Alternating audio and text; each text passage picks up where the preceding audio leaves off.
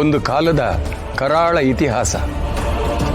ಬಹಳ ಹಿಂದೆ ಒಬ್ಬಳು ರಾಕ್ಷಸಿ ಶಿವನನ್ನು ಮೆಚ್ಚಿಸೋದಕ್ಕೆ ಘೋರವಾದ ತಪಸ್ಸು ಮಾಡಿದ್ಲಂತೆ. ಮೊದಲೇ ಶಿವ ಭೋಲೆನಾಥ. ಭಕ್ತಿಯಿಂದ ಯಾರಾದರೇನು ಕೇಳಿದ್ದನ್ನ ಕೊಡುವಂತ ಕರುಣಾಮಯಿ. ರಾಕ್ಷಸಿಯ ತಪಸ್ಸಿಗೆ ಮೆಚ್ಚಿ ಶಿವ ಪ್ರತ್ಯಕ್ಷ ಆದ. ಆಗ ಅವನ ಶಕ್ತಿಯ ಮೂಲವಾದ ಡಮರುಗವನ್ನೇ ವರವಾಗಿ ಕೇಳಿದ್ಲಂತೆ ರಾಕ್ಷಸಿ. ಶಿವ ಅವಳು ಕೇಳಿದ್ದನ್ನು ಕೊಟ್ಟ. ಆದರೆ ರಾಕ್ಷಸಿ ಆ ಡಮರುಗವನ್ನ ಪಡೆದ ತಕ್ಷಣ ಅದರ ಶಕ್ತಿಯಿಂದ ಮದೋನ್ಮತ್ತಳಾಗಿ 3 ಲೋಕಗಳನ್ನ ನಾಶ ಮಾಡೋಕೆ ಶುರು ಮಾಡಿದ್ವಿ. ಆಮೇಲೆ ಏನಾಯ್ತು ಸರ್? ಅಧರ್ಮ ಮಿತಿ ಮೀರಿದಾಗ ದೇವತೆಗಳು ಹಾಗೂ ರಾಕ್ಷಸರ ನಡುವೆ ಮಹಾಯುದ್ಧವೇ ನಡೆಯಿತು. ಆ ಸಮಯದಲ್ಲಿ ಜಗನ್ಮಾತೆ ದುರ್ಗಾದೇವಿ ಆ ರಾಕ್ಷಸಿ ಮೇಲೆ ಪ್ರಬಲವಾದ ದಾಳಿ ಮಾಡಿದ್ಲು. ಅವಳ ಕೈಯಲ್ಲಿದ್ದ ಡಮರುಗ ಕೆಳಗೆ ಬಿತ್ತು.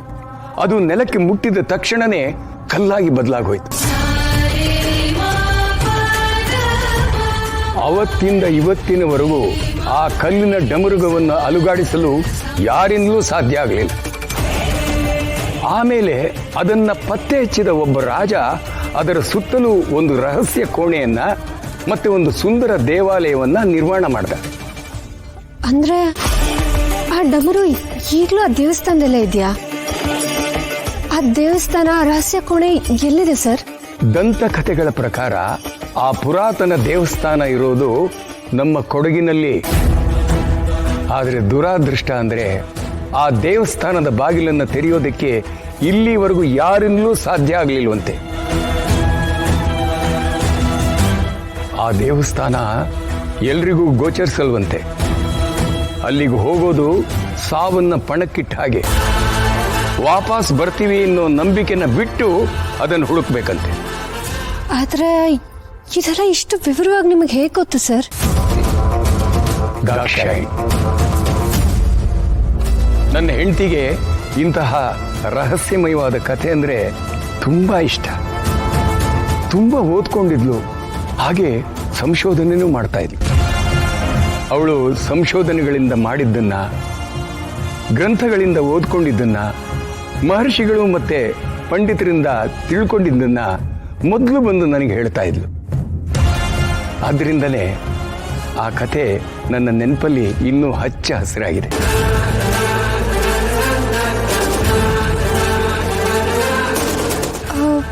ಹಾಗಾದ್ರೆ ಸರ್, ಆ ದೇವಸ್ಥಾನ ನೋಡೋ ಅದೃಷ್ಟ ಯಾರಿಗೂ ಇಲ್ವಾ?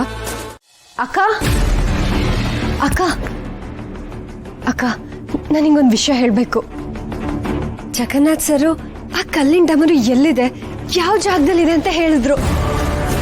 ಅಕ್ಕ, ಅದು ಕೂರ್ಗಲ್ಲಿದೆ. ನನಗೆ ಗೊತ್ತು ದುರ್ಗಾ. ಹಾ, ನಿನಗೆ ಗೊತ್ತಾ? ಹೇಗೆ? ಅದು ಮಾವ ಕತೆ ಹೇಳೋವಾಗ ನಾನು ಕೇಳಿಸ್ಕೊಂಡೆ. ನೋಡು ದುರ್ಗಾ, ನಾವು ತಕ್ಷಣ ಕೊಡಗಿಗೆ ಹೊರಡ್ಬೇಕಾಗತ್ತೆ. ಈ ಅವಕಾಶನ ಮಿಸ್ ಮಾಡ್ಕೊಂಡ್ರೆ ಇನ್ನು 1 ವರ್ಷ ಕಾಯ್ಬೇಕಾಗತ್ತೆ. ದಾಕ್ಷಾಯಿಣಿ ಅತ್ತೆಗೆ ಮುಕ್ತಿ ಕೊಡ್ಸೋದಕ್ಕೆ ದಾರಿ ನಮ್ಗೆ ಅಲ್ಲೇ ಸಿಗತ್ತೆ. ಹೌದು ಅಕ್ಕ, ನಾ ಹೋಗ್ಲೇಬೇಕು. ಆದ್ರೆ ಹೇಗೆ ಹೋಗೋದು? ಮನೆಯವ್ರಿಗೆಲ್ಲ ಏನಂತ ಕಾರಣ ಹೇಳೋದು? ಅದ್ರಲ್ಲೂ ಬಾಸ್ ನಾನು ಒಬ್ಳೆ ಹೋಗೋದಕ್ಕೆ ಬಿಡ್ತಾರಾ? ಅದಕ್ಕೆ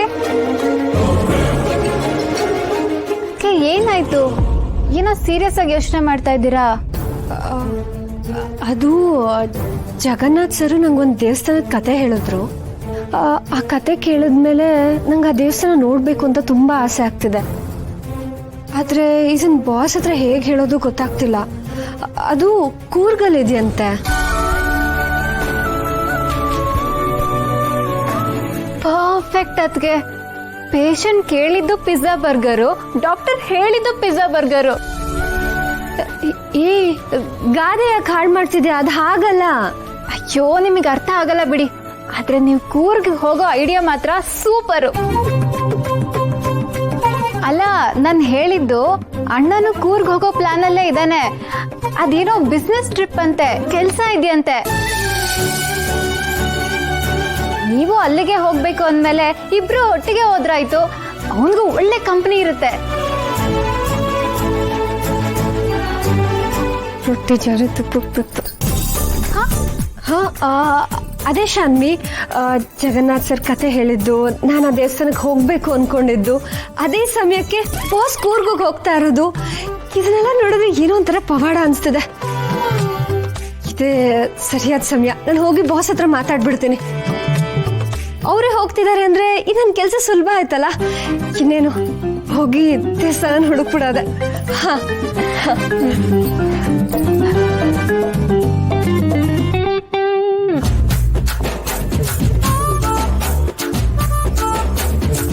ಶಾನ್ವಿ, ನಿನ್ನ ಎಕ್ಸೈಟ್ಮೆಂಟ್ ನನಗೆ ಬೇರೆನೇ ಕತೆ ಹೇಳ್ತಾ ಇದೆ. ಇದ್ರ ಹಿಂದೆ ಯಾವುದೋ ದೊಡ್ಡ ಪ್ಲಾನ್ ಇರಬೇಕು.